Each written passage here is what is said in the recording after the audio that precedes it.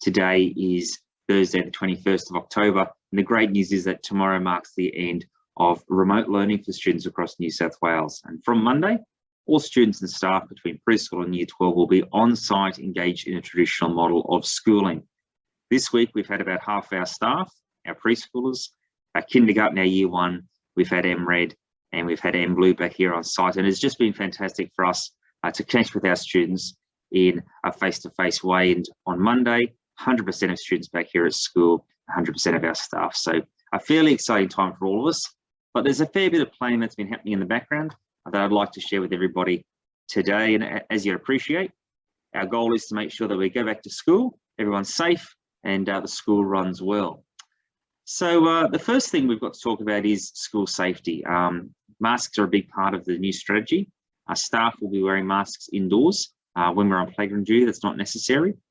Students will be encouraged to wear masks when indoors, and we do have a supply of masks here, but it would be great if you could talk to the kids about them at home to be able to support keeping everybody safe here at school. At the moment, students that are here, really wearing a mask is part of their experience of 2020 and 2021, and they seem to consider this a very, very normal thing to do. When they're outside, when they're doing sport or eating, obviously the masks come off. We have had a ventilation survey here at school, and as have all schools across New South Wales, and that takes into account our air conditioning systems, our fans, number of windows, etc. we've got. And from that, a number is produced of how many people can be safely in each space, given the ventilation requirements. And the great news is here at Lethbridge Park Public School, we have a much greater capacity for people to be in our spaces than we have the need for. So nothing that's going to impact us here in any way at all. Also, the enhanced cleaning process that's been ongoing for a good number of months now continues. So during the day, touch surfaces are cleaned and disinfected, and then that includes the fixed equipment and a whole range of school spaces. So that's an ongoing process. All of the school staff are fully vaccinated. That's been part of the government and the Department of Education's direction. And of course, we are compliant with that as well. So from Monday, we will have all students here.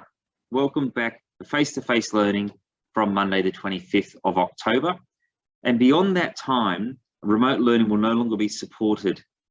We will leave our resources on the website and the Department of Education's website for some period of time, but there'll be one model of education delivery, and that is at school, in the classroom, just as it always has been. And the only reason we will be seeing anybody at home is, of course, if someone's sick and unwell, then they would need to be away from school. But other than that, everybody would be very welcome here, and that would be our expectation.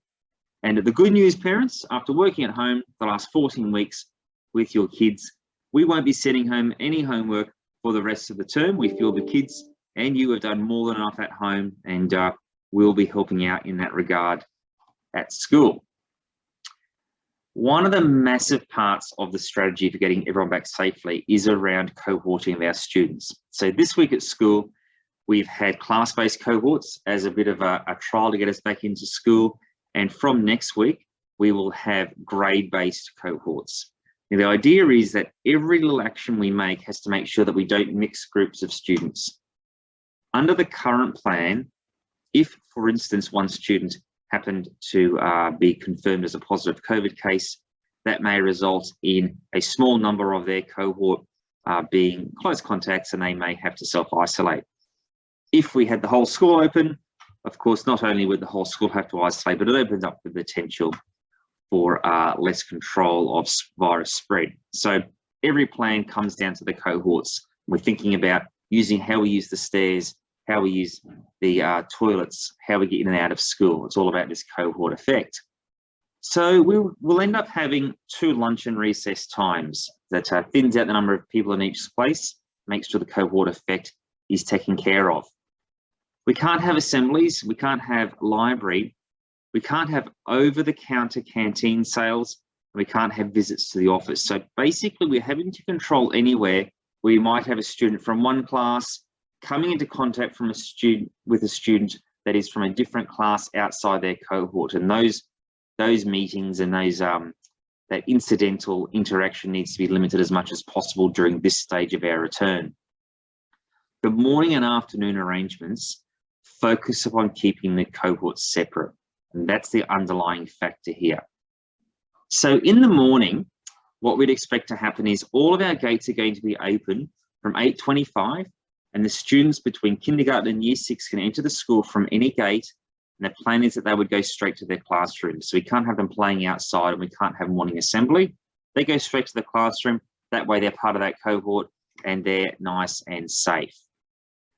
The MR, MD and MY students, they enter via Copeland Road from 8:25 a.m. And it's worth pointing out that in school supervision starts here at 8:25. So prior to that, there is no supervision. In fact, the gates won't be open. So really important to make sure that we're punctual. Preschool students will enter via Copeland Road from 8:55 to 9:10. And the idea is I need to make sure that all of the older students are away from the path before we bring our preschool students in, because we need to eliminate any cohort mixing between them. That has been the plan for preschool this week, and it's worked really well. And thank you to those preschool parents who have been so obliging.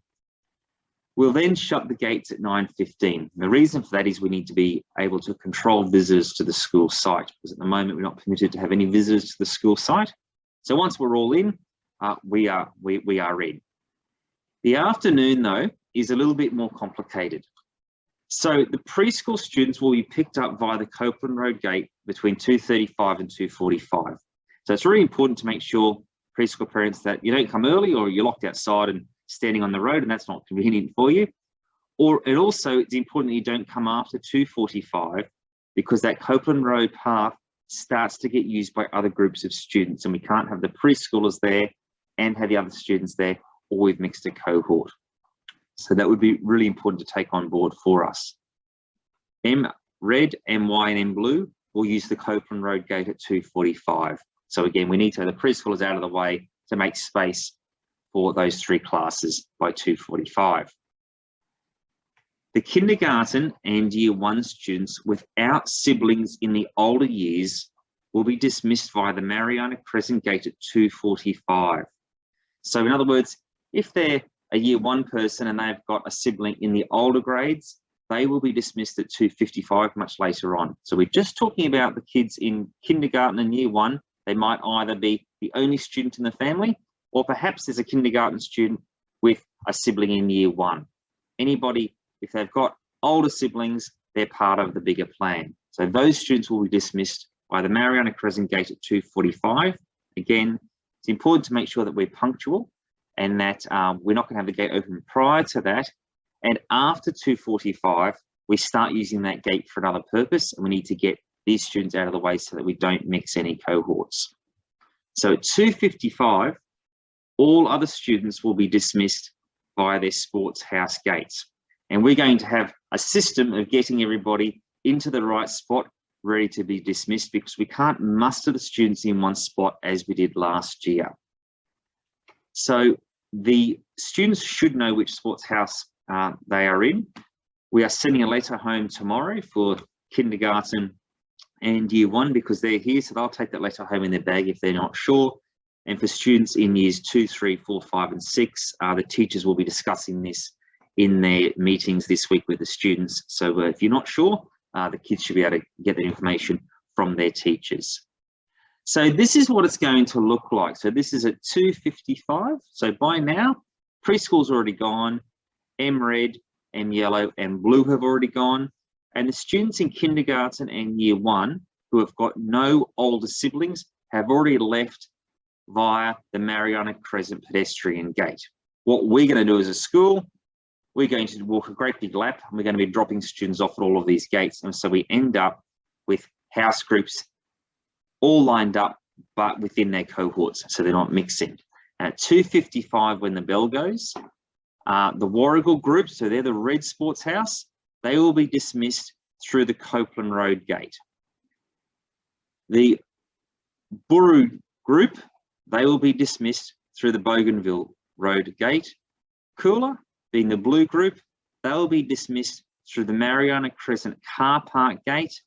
And Newbie, they're the yellow house group, they will be dismissed through the Mariana Crescent pedestrian gate.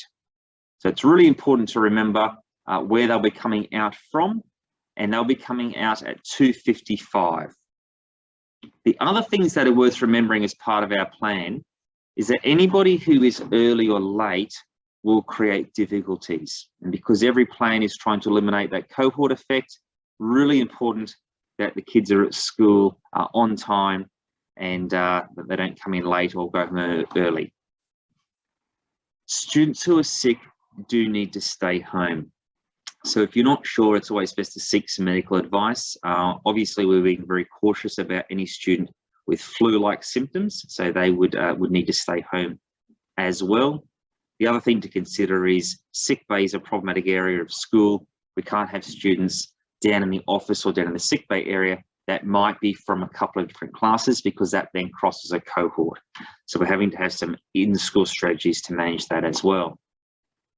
The canteen is available for orders or online, so you can drop something off in the box at the front. The kids can do that. You can order online via the app, but there's no over-the-counter sales. If we had over-the-counter sales, we might have, say, a student from year 5 beside a student from year 3, and that would mix a cohort. So we can't be doing that. There can be no visitors to the school site. So all parents would be saying goodbye out on the road, sending the students in. The great news is that even our very youngest students are so independent now and so well capable of doing that, that we've had no tears this week. Everyone's just gone off to class very, very capably. It's also really important to be careful that as parents, that we're not creating congestion around the school gate. So there are lines still painted on the road. If we can make sure that we socially distance, that would be fantastic. There may be a large number of our students that don't require mum and dad to walk them to the gate. That can be dropped off at, around the corner, or they can walk themselves to school. So I'd encourage everybody to have a good think about what other ways we can use to facilitate getting the kids to the gate on time that don't involve a lot of adults to be around. That's one of our big priorities. If you have one of our school devices, at the moment we've got a couple of hundred devices out in the world, please send them back to school with the students on Monday. Please include the chargers as well, so we can make sure we can get them all up and going, because for our students, they've been learning using these devices at home over the last 14 weeks. They're really central to what we do here at school as well. We need those back. And if you've got a dongle as well, please send that back. That would be very helpful indeed. And unfortunately, if it rains, we're all going to get wet. So I've said to the teachers, best to try to bring an umbrella. We don't really have a workaround for that. We'll just have to be as patient as we can. So the information will be posted on our website today. You can refer back to this video, just bearing in mind the different finish times for preschool, the different finish times for kindergarten and year 1 that have got no siblings in years 2 and older, and the 2:55 finish time for everybody else, and the gates that we go out through. So we expect Monday there might be a few teething issues, but we will work through those. And as the week progresses, I'm sure it will get even simpler for us. So for parents who are engaged in the last day of remote learning tomorrow, do enjoy the day.